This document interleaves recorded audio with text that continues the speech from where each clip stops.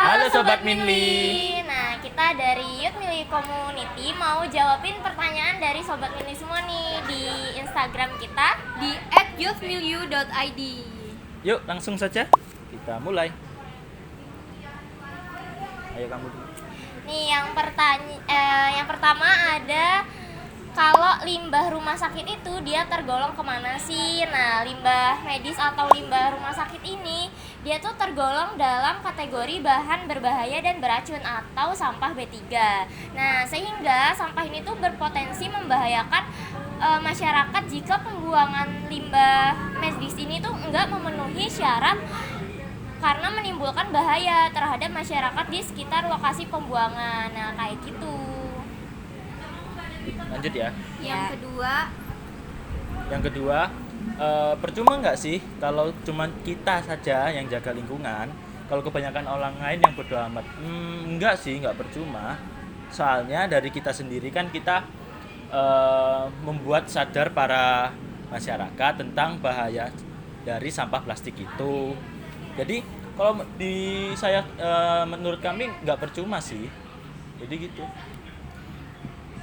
jadi nggak percuma ya Sobat Minli, karena kalau bukan dari kita tuh siapa lagi gitu kan yang mau memulai. Yes, betul. Yang ketiga ada, gimana sih Minli cara pengolahan sampah yang baik dan benar.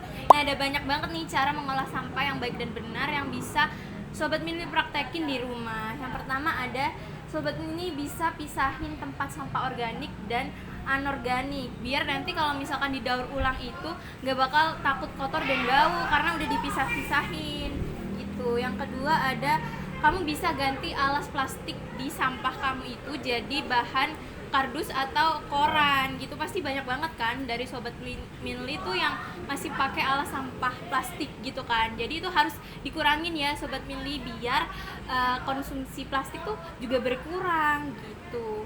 Yang ketiga ada, Minli bisa ubah sampah organik nih jadi pupuk kompos gitu. Jadi bermanfaat nih, bisa dipakai lagi buat berkebun, atau kalau misalkan Sobat Minli nggak suka berkebun, bisa dikasih ke orang-orang terdekatnya nih yang suka berkebun gitu. Dan last but not least ada yang krusial banget nih, ada yaitu mengurangi konsumsi sampah plastik.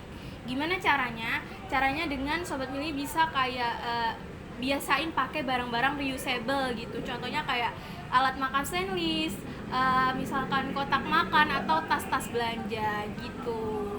Nah, lanjut, ini ada pertanyaan, pengelolaan sampah B3 itu dilakukan dengan teknologi apa aja ya?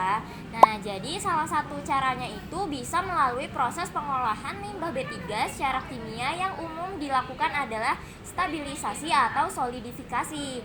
Nah, stabilisasi atau solidifikasi ini adalah proses mengubah bentuk fisik dan atau senyawa kimia dengan menambahkan bahan pengikat atau zat bereaksi tertentu untuk memperkecil atau membatasi kelarutan, pergerakan atau penyebaran daya racun limbah sebelum dibuang.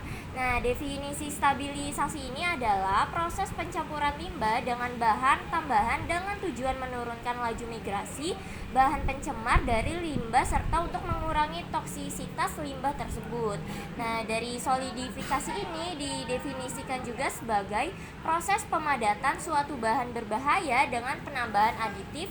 Kedua, proses tersebut seringkali terkait sehingga sering dianggap mempunyai arti yang sama. Nah, contoh bahannya itu yang dapat digunakan untuk proses stabilisasi atau solidifikasi adalah semen, kapur, dan bahan termoplastik.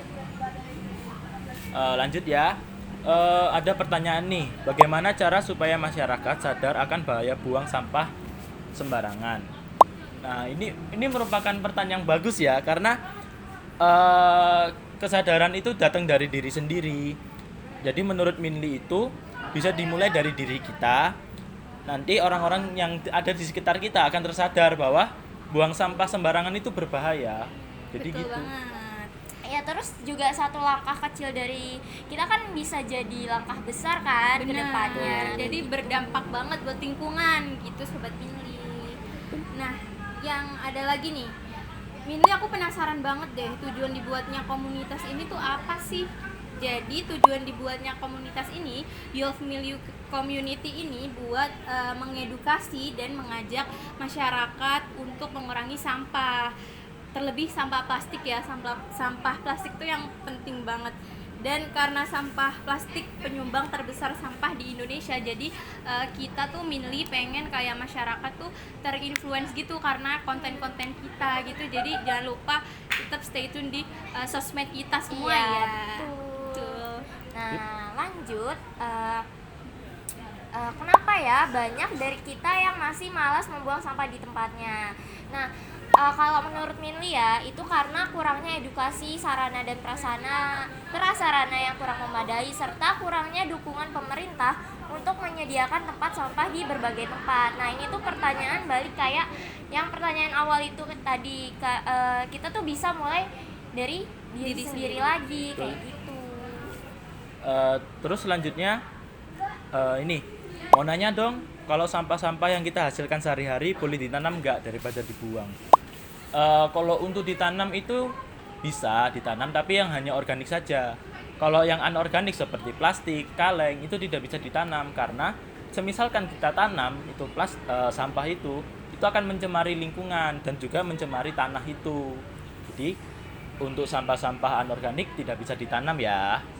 Ya, dan balik lagi kayak yang tadi aku bilang, bisa juga dijadiin pupuk gitu ya biar nggak kebuang. Terus ini lagi ada gimana sih cara agar mengurangi sampah secara efektif? Banyak banget, dan salah satunya tuh pakai barang-barang yang reusable kayak sedotan plastik.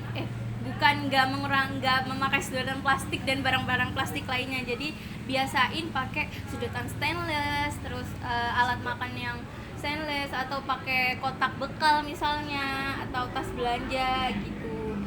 Dan kalau bisa Sobat Mili tuh kemana-mana tuh bawa tumbler sendiri gitu, jadi nggak harus beli minuman, boleh beli tapi pakai tumbler kalian sendiri gitu, jadi nggak menambah konsumsi plastik gitu.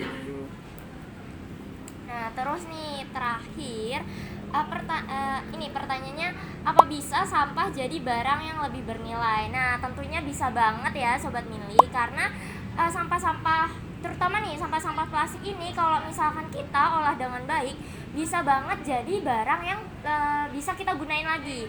Nah, apa aja sih? Yang pertama nih, ada botol plastik bisa jadi celengan, vas mini, tempat aksesoris, dan tempat pensil.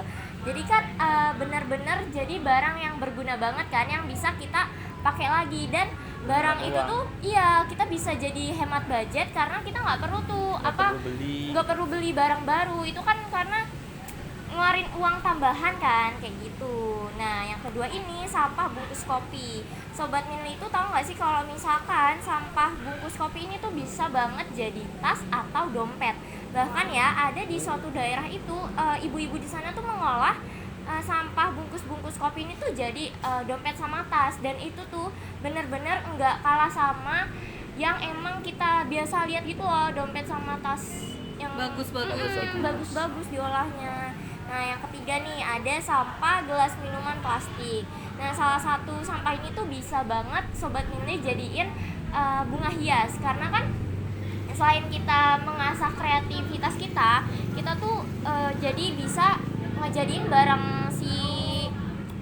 bunga hias tadi itu buat mempercantik ruangan kita kayak gitu. Dan bisa juga dijual. Jadi dijual. Untung di kita juga ya. Jadi selain kita mengurangi sampah plastik, kita tuh bisa hemat budget sama mengasah kreativitas kita lagi kayak gitu.